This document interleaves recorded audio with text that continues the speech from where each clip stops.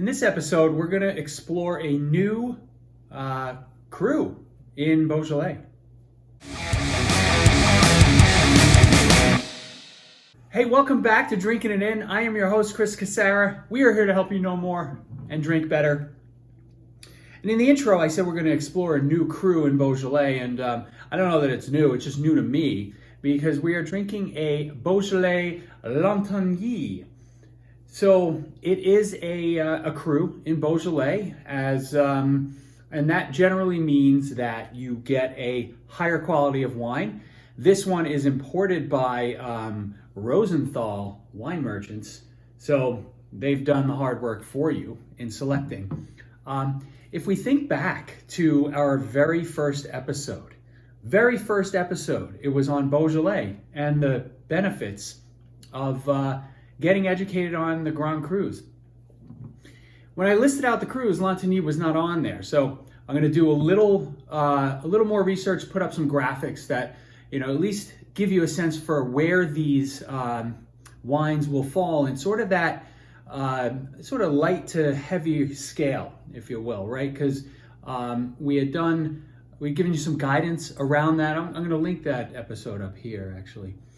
We've given you some guidance around, okay, you see Beaujolais, but you see 10 different different labels. How do you know which wines are bigger, which ones are lighter, easier to drink, so forth and so on? So I'll see if I can figure out where this guy fits. But Beaujolais, right, 100% Gamay grape. Technically, this is part of Burgundy. I'm, probably pissing off some French folks, but Beaujolais is part of Burgundy. It only is, I guess Burgundy, there was some law way back when where the ruler said you can only produce Pinot Noir and kind of cut Beaujolais off from the Burgundy region. Politics, right? Let's stay out of that. The world is just going downhill more every day.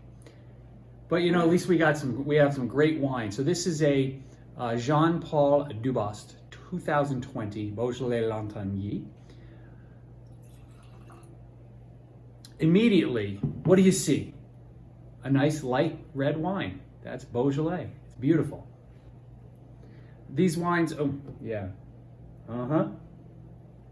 These wines are going to be aromatic. They're going to be friendly. The aromas, they're aromatic, but the aromas jump out of the glass. This does smell like a Pinot Noir, right? If I was smelling this blind, I don't know that I would say it's Gamay.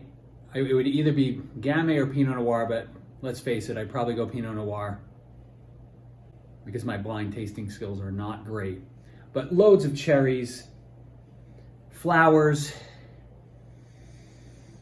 a little bit of spice, almost like that cola note. It's just, it's just really pretty.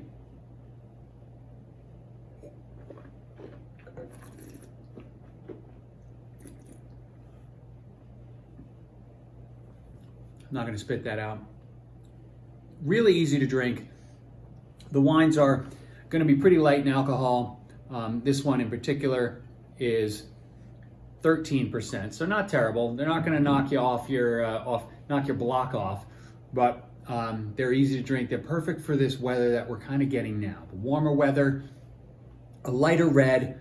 You don't have to worry about really what you're serving because this wine can almost go with anything, save for a couple of really, really light fish dishes.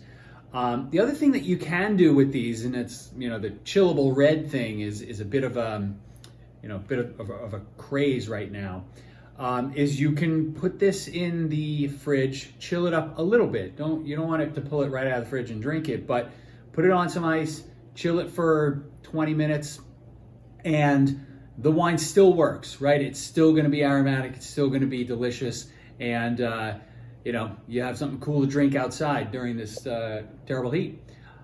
So that is it. Lantignie, a winner. I'm glad I found it. I'm glad I decided to buy it. But again, it's Grand Cru Beaujolais. They're always a good choice, and they're still really affordable. Buy it and thank me later. I'll see you guys soon. Cheers.